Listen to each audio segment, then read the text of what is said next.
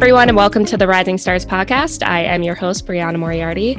Today, we have a couple members of the Shopify team. We have Sean Buckley, and he is the retail partnerships lead, along with Manit, who leads up the product partnerships.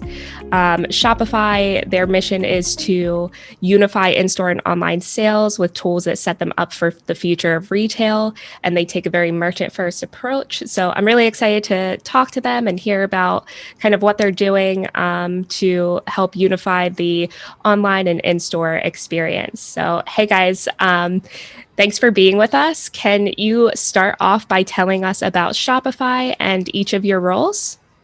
Yeah, for sure. Thanks for having us. So we both work in retail partnerships here. And at Shopify, we define retail as our focus on bricks and mortar merchants. And that means our point of sale, but really it's an omni-channel solution that we provide to our merchants that connects both the offline and the online sales channels and operations. And my role here specifically is to work on partnerships for growth opportunities. So looking at how we can partner to expand our product's reach, and that is via joint value propositions, joint solutions, unique offerings in market that benefits the merchants, and then both of our companies in our partnerships. Awesome. And Manit, how about you? Yeah, we're part of the same team. My focus is more on the product side, and how we look at product partnerships for retail point of sale, or I would say retail businesses is, one, we look at the product gaps that, hey, like Shopify point of sale offers these features, but our merchants need all of these other things to offer to their merchants or generally like to run their business. But we also take like a holistic view that today in current scenario, like what tools does a merchant need to run an omni-channel retail business effectively, efficiently, and seamlessly, right? And what all tools are required. Based on those tools, we look at like various partners who can help us fill those gaps. And that is where my role comes in helping identifying those gaps and finding partners to fill those gaps. Awesome. I love that approach that you guys are, necessarily just trying to do everything yourself. I think so many software companies or businesses will they'll get a request from a customer and be like, well, we don't have that, so we need to build it. But the approach to go out and find partners is definitely a good one. So I think people that might be unfamiliar with the channel and what we do might think of Shopify as just an e-commerce solution. I think everyone, starting a small business is looking at Shopify for an easy e-commerce platform, but you're starting to get more and more into the brick and mortar space and working on offering a true omni-channel solution. So what is it, in your opinion, that makes a good omni-channel strategy or experience in the retail space? Yeah, that's a good question. So, and good insight on Shopify. So we look at ourselves as a platform. And so with multiple sales channels and multiple areas that a merchant can potentially reach their customers. So traditionally that was e-commerce for us, but now it's these digital sales channels that extend into the physical world as well. And so the one thing that makes omni-channel like a good experience for us is we look at it as an omni-channel experience because we're a platform. So the difference being a merchant can operate a multi-channel business where they can sell online and maybe they're selling in a marketplace and they're selling in store as well. And they're running different systems to do that. And those systems are allowing them to sell in those different channels, but they're not necessarily talking to one another. They're not integrated. There might be double entry accounting going on, double entry on inventory at the end of the day, reconciliation, payments reconciliation, all of these things that have them running a multi-channel business, but it's not necessarily omni-channel. And that's where us as a platform, we're connecting all of that information, all of that data into one place. It's talking, those channels are talking to one another. So if something's sold in store, the inventory that is available on the other sales channels, be that in social selling marketplaces or your Shopify e-commerce site, that inventory is reduced in real time. The orders are all aggregated into one place. And that's that omni-channel solution that allows you to have at least your systems and your backend information all talking to one another, and your customer database is all integrated.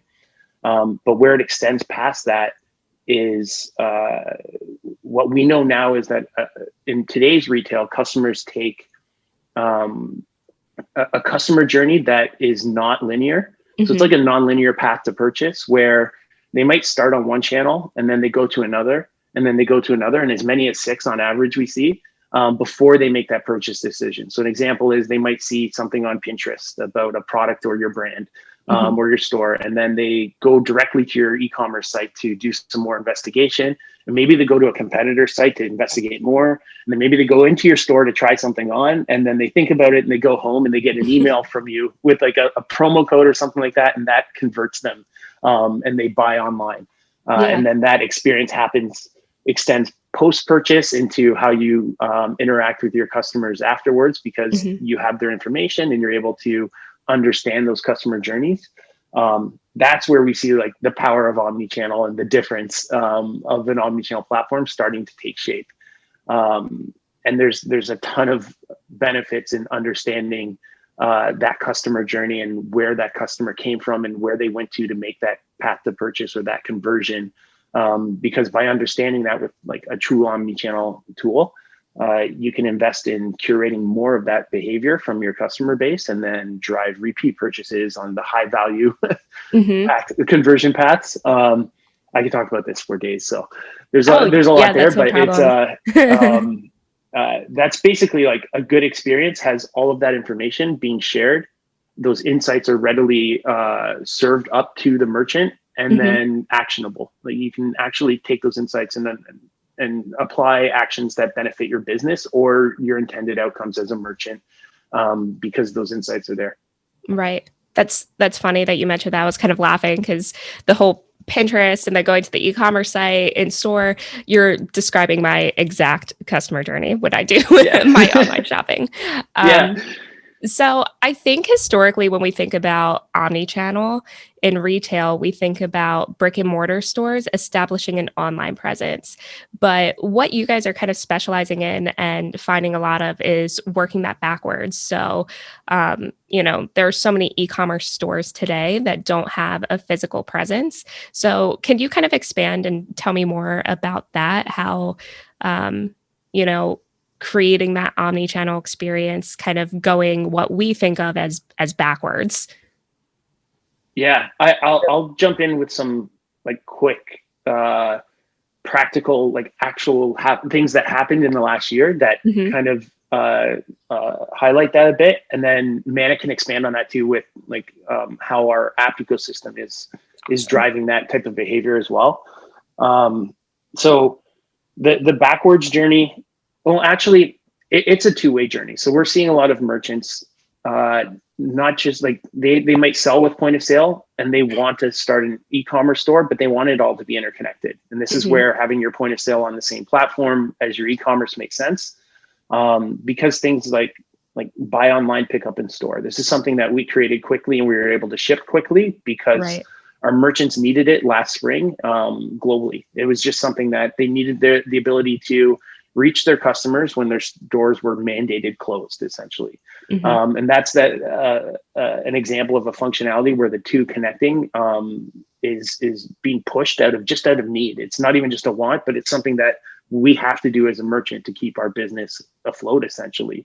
Buy online, local delivery, buy online, curbside pickup, these things. But that also goes both ways. So if we build the functionality, it doesn't mean that we just move from online to in-store. Merchants can have shopping experiences where customers can browse in-store and then they can make a purchase. And then the merchant has that information and they can email the customer suggested upsells or cross-sell products to check out on their online checkout, and that way they can increase the average sale volume or average sale value from that particular interaction with that customer. Okay. And Manit, did you want to weigh in? Yeah, sure.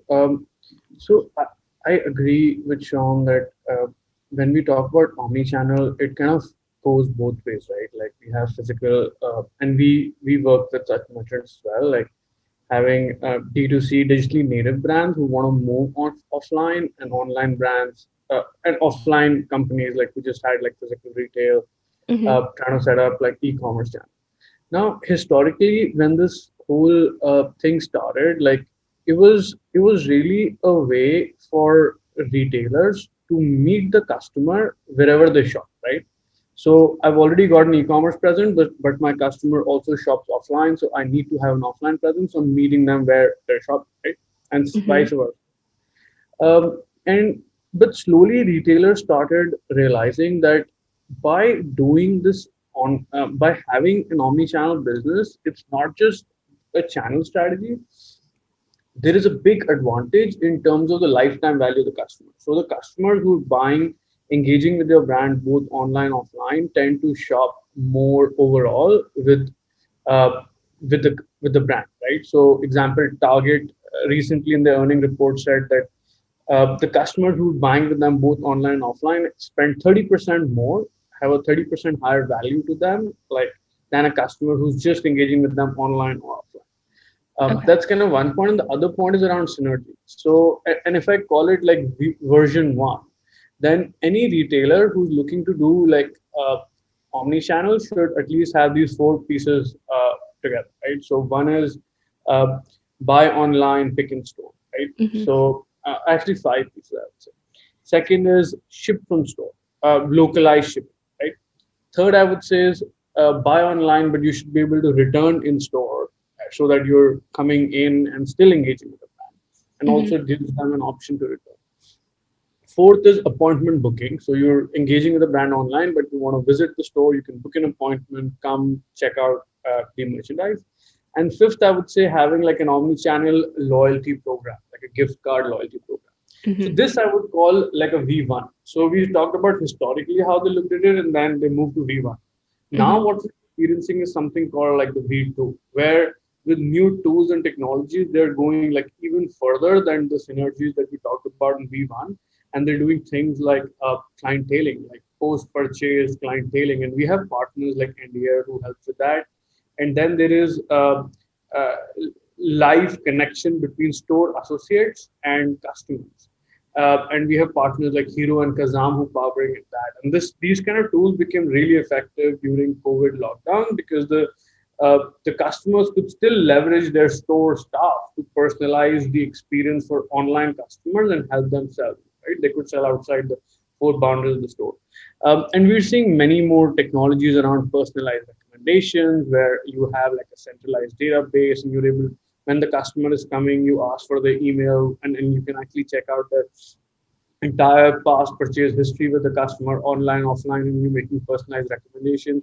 You can actually do that with Shopify Point of Sale right now, plus with other partners who integrated with an extension that allows to do that.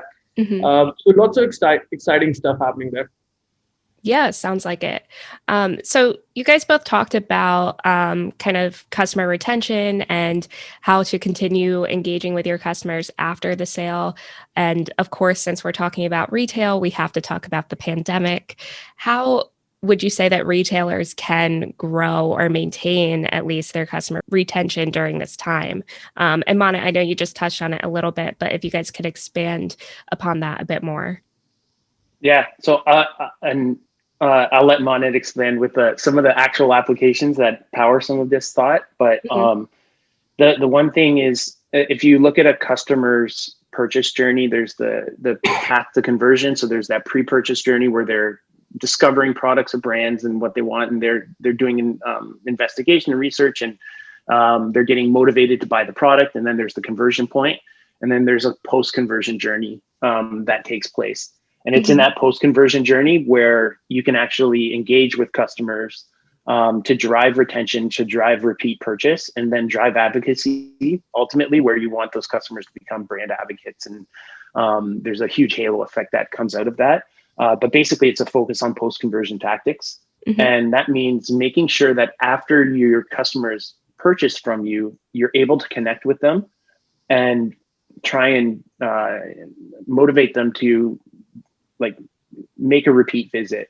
have a higher average spend on that repeat visit, become an advocate for the store by leaving positive reviews or making referrals to friends or even social posts and about their experience with the store. And that will drive customer retention and loyalty.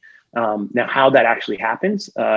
So again, back to the omnichannel experience, you can understand how your customers are interacting with you post by looking at some insights, and some of those insights might be driven by our partners that we work with today. So loyalty programs, and I'll let Manit expand on that.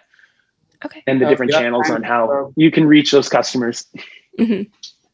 Yeah, thanks, Sean. And I'll just kind of expand on Sean's point there because I completely agree there. So in terms of post-purchase, actually, I'll expand on it and sort of add 2-3 points to it. So one, expanding on the post-purchase journey itself, like so post-purchase, we have various tools now which merchants can leverage to engage with the customers on an ongoing basis, right?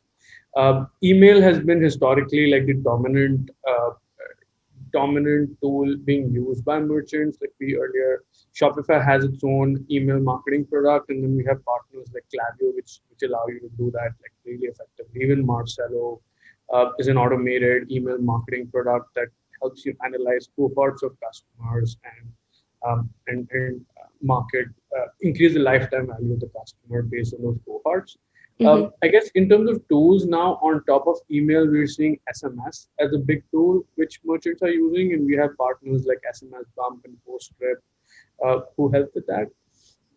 On top of that, I would say that clienteling is another way where merchants can leverage the information, the insights that they have from the customer to reach out to them regarding new launches, promotions, or even like something just come back in stock, right? Like customers looking for it was out of stock, and you can sort of talk about that.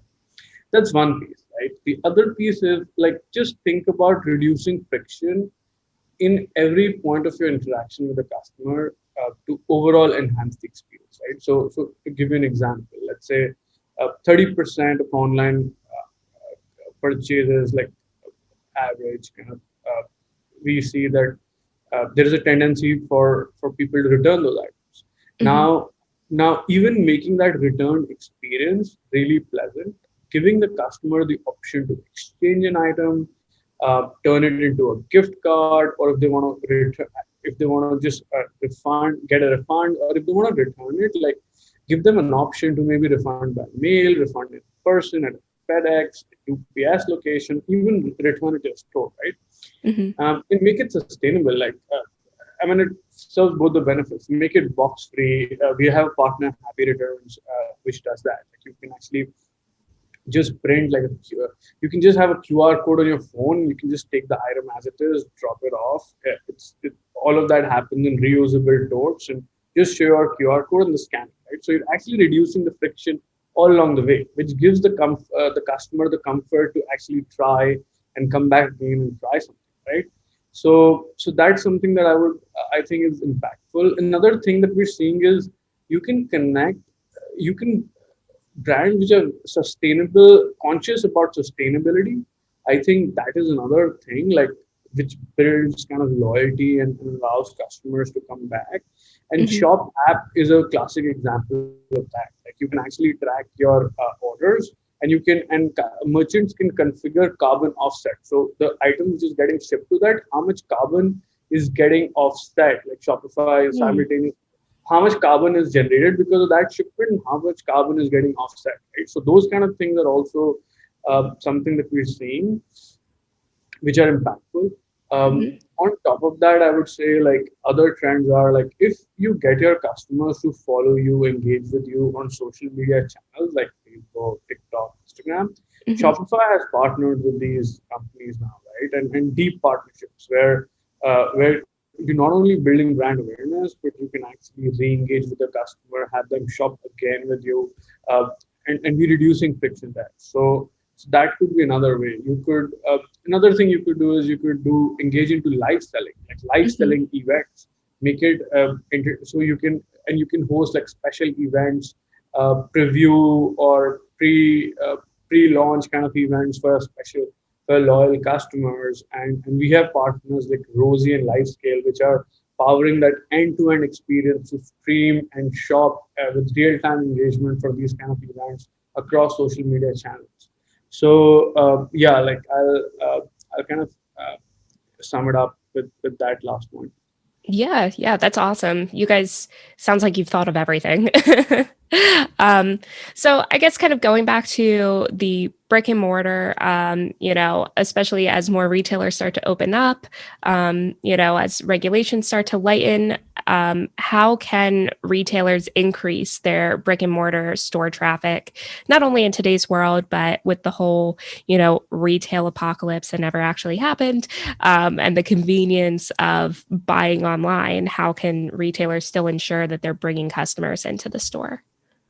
Yeah, I think one thing is having an omni-channel marketing strategy that points customers to a journey that you might want them to take. So if that involves in store, then having the marketing kind of guide the customers towards that. And so when we look at like what is omni-channel marketing and what does I mean by that, it's like earlier on, I said there's multiple surfaces that a customer might take. It's a non-linear path to purchase. So they might start on Pinterest and then go to the e-commerce site, and then go to another channel, to like a mobile app or something like that, and then go in store.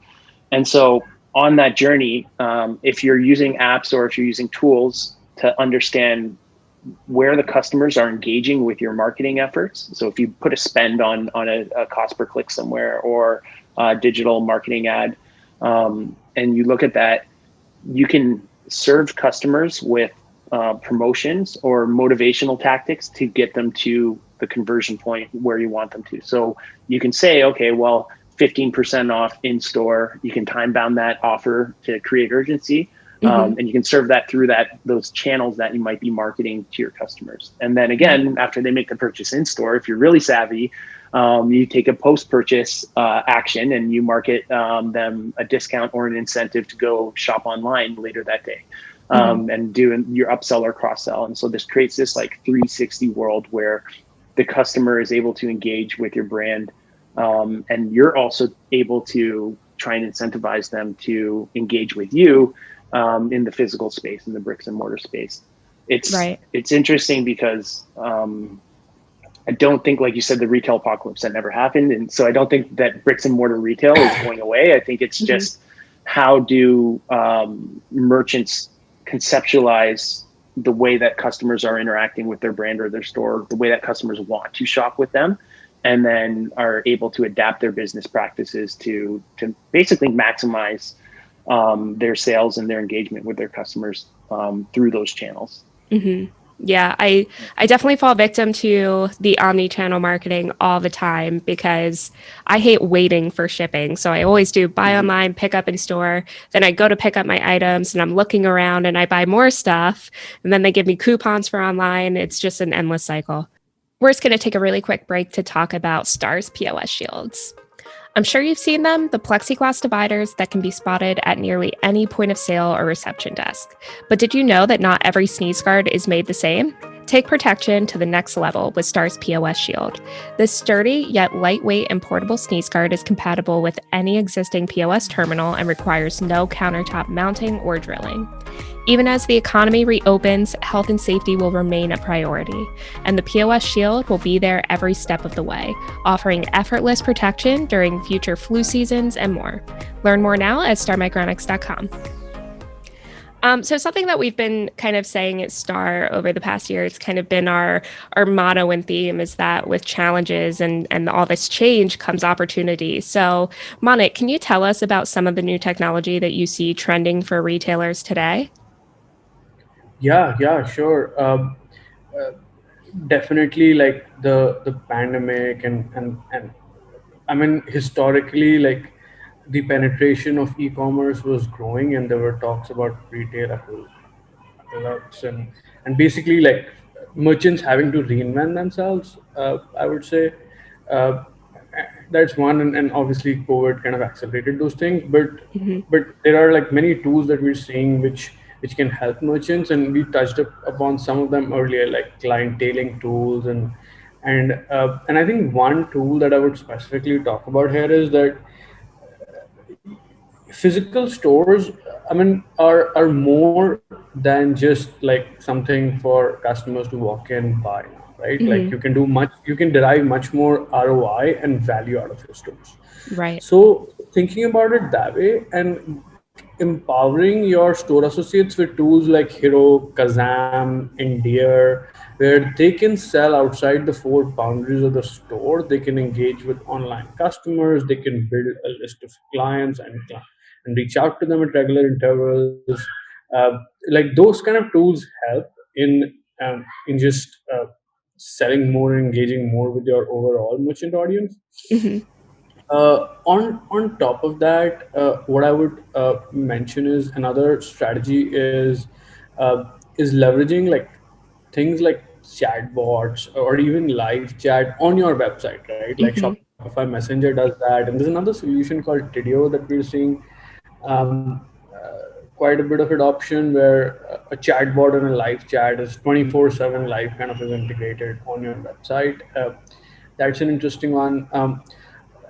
Another strategy that can be leveraged is pop-up stores, right? So you're not there everywhere. If you're just an online brand, then having like pop-up stores at strategic locations and leveraging marketplaces like Neighborly, which is a Shopify partner, and even Appear here Hmm. could be an interesting strategy to enter new markets, build brand visibility, and even dip your toe into like kind of physical retail. Like that could be kind of interesting. And I would say technology shouldn't be just limited. When we talk about new technology, we shouldn't just be talking about the front end stuff. There is a lot of stuff that retailers can do at the back end to Hmm. optimize their operations, right? For example, there are intelligent price and margin management solutions available, where you can dynamically change your pricing and improve and get an outcome in terms of better sales or at a predetermined margin or clear out of certain amount of inventory, right? So Hmm. intelligent inventory management, like in analytics, like those are things that retailers really should be looking at. What more value can they derive out of that data, right? Like Right. the inventory data, but also like customer data, fulfillment, other things. uh, Another thing, if I may, is automation. Like we have Shopify Flow, which is right Hmm. now like relevant for plus merchant, but you can actually automate a lot of stuff that based on customer journey. Right, if a customer is doing this, buys, an automatic kind of email goes out to them after like Right. 2 weeks, 3 weeks. Another sort of follow up goes to them, feedback, reviews. And there are apps like Zapier that also allow to do with that automation and integration with multiple solutions. So that's Mhm. another kind of backend strategy that I would recommend. That's enabled by the new kind of technology that's available in the market now. Awesome. So you have mentioned throughout this episode a lot of different third-party apps that Shopify is working with and other partners. So since you're kind of responsible for finding those partnerships, what is it that makes a good partnership with another tech solution provider? What are some of the things you look for in that? Yeah, yeah. Uh, well, the number one reason really is we are a merchant first company. Like we think about our merchant needs, how can we help our merchants be more successful.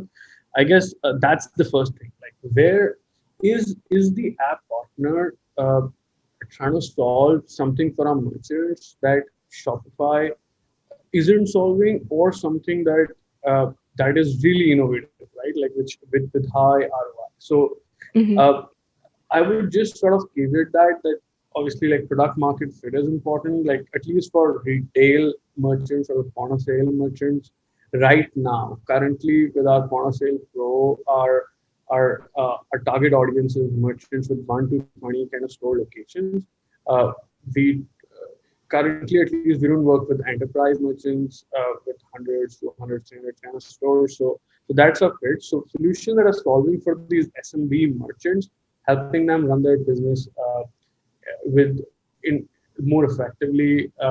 and leveraging even new technologies generally make a good partner.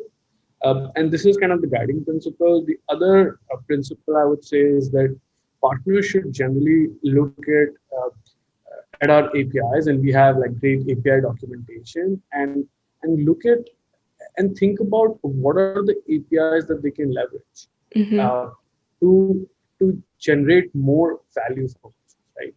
And how embedded can the experience be within Shopify, whether it is admin, whether it is point of sale, so that from a customer, a merchant perspective, they don't have to like go to like 5 different websites, 5 different apps, and run their business. Like they can use uh, Shopify admin and point of sale and integrated kind of solutions to manage most of the business, right? So that is kind of very important for us. Um, Lastly, what I would say is again like a guiding principle. Shopify again merchant first point like cares about the data, like merchant data. So partners who have same values in terms of protecting merchant data, ensuring that the data is used in the right way, uh, for which the merchant has given authorization uh, to use or leverage the data, like that is really important, and complying with those I would say data policies, or some in some places like even regulation, like GDPR regulation in Europe, like that is very important for us. For sure. Yeah, and just to add to that, like from that merchant first attitude, and another thing is like, does it work? Like, and I'll throw it back to like the Star printers we use in North America for our point of sale.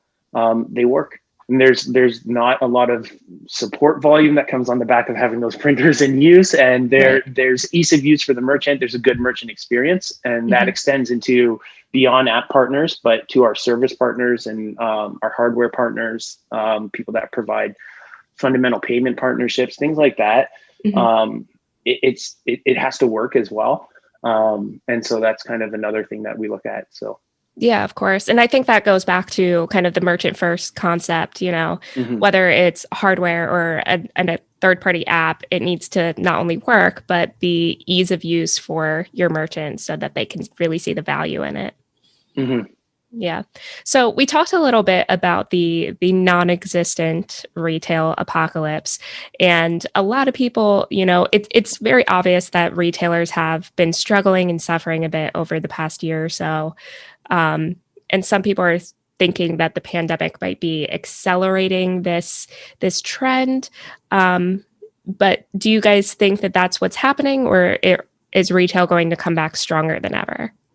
Yeah, I think so. I think if there was an apocalypse in retail, it was that traditional retail as we know it might have kind of been forced to change. And so there's a new style of retail that customers are engaging with, and new ways that customers are shopping. So e-commerce, via apps, social selling, bricks and mortar still, but it's again, that customer journey is not linear anymore. You don't necessarily walk into a mall, walk by a store, see a promotion in a window, go try something on, right?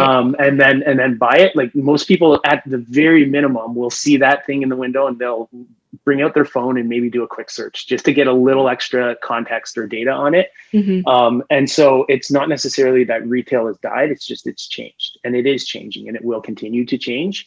And that's just a reality of how the retail is operating.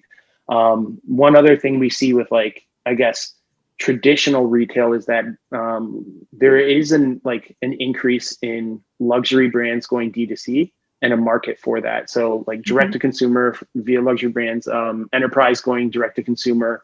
There's a big increase in shopping in value-based shopping and value brands. And so there is a bit of a squeeze in the middle there of the stores that traditionally would have been department stores or reselling those the luxury brands or the enterprise brands that are now going direct to consumer. So that is another change. But from an SMB perspective, SMB has kind of just changed. It's not going away. There's just different ways that you can reach your customer. And the big takeaway is that you should be able to support your customer base reaching you in all the ways that they want to. So if it's bricks and mortar and it's online, then you should be able to do both. And the shift might be, okay, I don't do 80% of my commerce in store and 20% online. Maybe it's a 60-40 or it's a 50-50. And maybe there's some other channels in there, and that's just the new reality. You can do more revenue. You just have to be able to reach your customers in the ways that they want to shop with you. Right. Yeah. I like to say it's more of a retail evolution instead Exactly. of apocalypse. Yeah. So I know you touched on it quite a bit. The Omnichannel is obviously a big one, experiential retail. But, in your opinion, what are just a couple of key things that retailers need to do to come back stronger? Yeah. So I would say don't give up on any of the traditional space or channels. Merchant will still have a huge opportunity in the in-person selling. So there's been a big hit in the last year, and it's very different from country to country and state to state.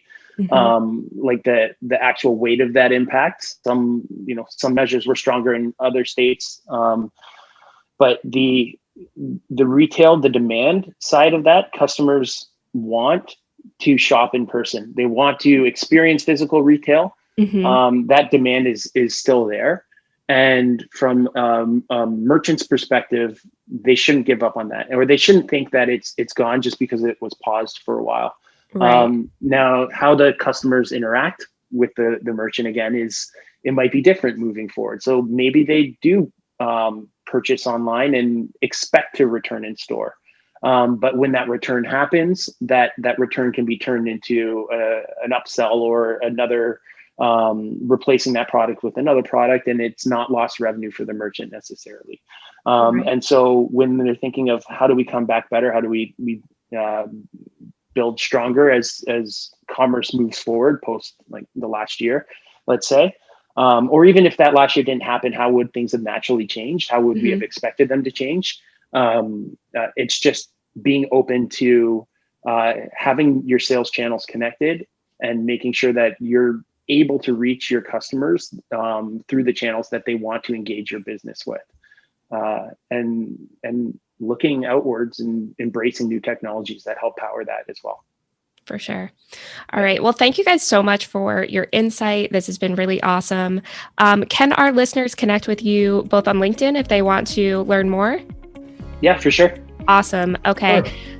Awesome. And to learn more about Shopify, you can visit shopify.com. For Star Micronics, you can follow us on LinkedIn, Twitter, Facebook, Instagram, or YouTube, or go to starmicronics.com. And if you like today's episode, please make sure to like and subscribe.